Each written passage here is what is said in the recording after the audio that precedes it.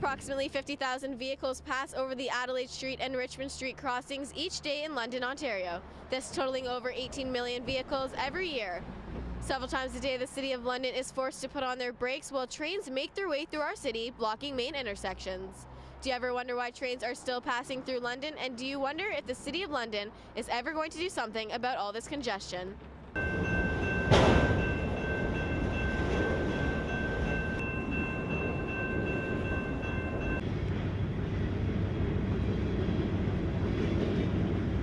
Having to take the bus to school and stuff, it tends to hamper bus traffic and just traffic in general. And yeah, it's certainly annoying to be caught on a rainy night and have to wait sort of 10 minutes for a train to go by. Well, as you see, the train comes right here, and then the bus is along the bus route, and sometimes the train comes and the bus will be stuck behind the train, and I'll be late for class. Not only does it affect people in their day-to-day travels and routines, it also contributes to the delays of emergency response vehicles. There certainly are issues, if the police are responding to an emergency call or the fire department or the ambulance for all that matter, you're responding to an emergency call and the intersection's blocked by a train, there certainly could be potential life-threatening scenario that's playing out, and we can't get through because the train has blocked the intersection. The rail crossings also pose a safety concern to pedestrians and vehicles. I think quite oftentimes is pedestrians and cyclists, they'll see the arms coming down or they'll hear the bells ringing, but they may not necessarily see the train coming straight away, and so they may disobey the arms, they may disobey the signals, and consequently they end up crossing the tracks.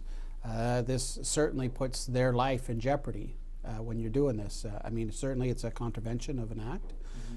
There's offenses for that particular offense, but more importantly, you've now put yourself in harm's way. The average time it takes for a train to pass through a crossing can range anywhere from 3 to 10 minutes. This time can grow longer and more frustrating when the train is either switching tracks or unloading cargo in the idle gear. The good news is there are laws in place for moments like this. 103 sub C talks about the time that a train can remain idle in an intersection, and that time limit is actually 5 minutes.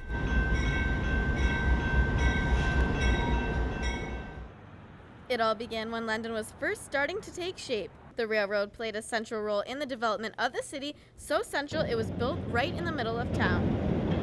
From the first train that came in from Hamilton on December 15, 1853, to the CN and CPR trains that pass through today, London's history is rail-tied. The railway played a central role in London's development. London built and expanded around the rail system that acted as a supply line, people mover, and highway of the past. Now with the city at a striking 492,000 people, not much has changed. Not until we are not thinking we can get a kill. They try to beat the train. Sometimes somebody there are lucky, but somebody they are not lucky. The Hale Street overpass was the first the city would address. This came after a fatality occurred at the rail crossing at the intersection of Hale Street and Trafalgar Street. To get this overpass built was not just a walk in the park for the City of London. Much time and planning had to go into it. Well, Hale and Trafalgar was an incident that, or a location where there was accident situations in the past. Considering that council had enough support for it, that they supported us in retaining a consultant, going through an environmental assessment to look at alternatives to improve the safety in the intersection and reduce congestion. The environmental assessment was carried through, and starting in 2002, finishing in 2003, and defining costs and options at that point. The environmental assessment does include public involvement, so the community was involved with the decision. Not just the people who live near there, but it was opened up to everyone in the city. With that, it recommended and got support from council to move forward. We got a consultant, retained a consultant in 2005, later 2005, to do some preliminary design. Okay. In 2006, we went through a number of reviews on the EA, coming back with a value engineering assessment. And at that time, it was recommended some consideration of a roundabout on the top.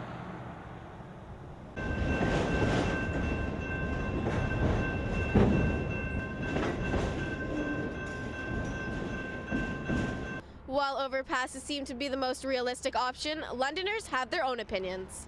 I think the City of London should either put a bridge up or an underpass or just reroute the trains around the city. A bridge or an overpass would be sweet. I feel like that would probably be pretty expensive, but I think if like City Hall was able to do that, that would be a good idea. Well, they should go underground, not to make a bridge, because bridge costs millions of dollars over here. There does seem to be some hope in the future for action to be taken at these crossings. City Hall's next priority is already in the works, and it happens to be at one of London's most masked streets. There has been some analysis done in the last few years on various ag-grade rail crossings, and this evaluation had created a priority list. Adelaide Street ends up being the next highest priority. There is quite a volume of traffic through there, about 16,000 vehicles, and as such there's support from Council. Council have given us direction, so we have put in a budget item to start an environmental assessment on that. If the budget comes through, 2012 we'll start the environmental assessment.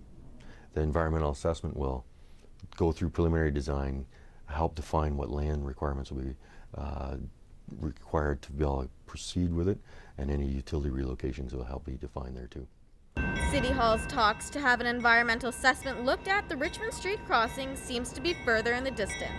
The Richmond crossing poses many obstacles, seemingly not a reality. Richmond Street is much more challenging with the buildings, the proximity of them to even the roadway itself. So it would be something far more extensive and more disruptive. More land purchases would have to come out of that. So it hasn't been high on the council's priority at this point.